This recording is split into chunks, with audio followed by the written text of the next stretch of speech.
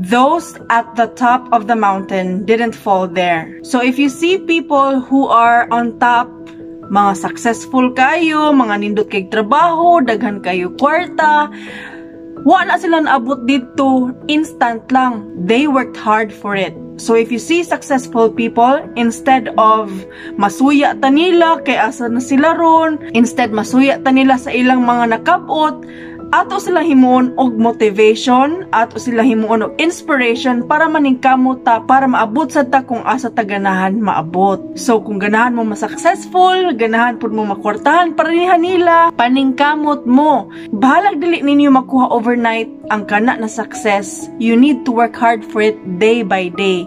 So kung unsa inyong ganahan makabot, paningkamuti para one day makaingon mo, hay salamat, may gani ni suway ko.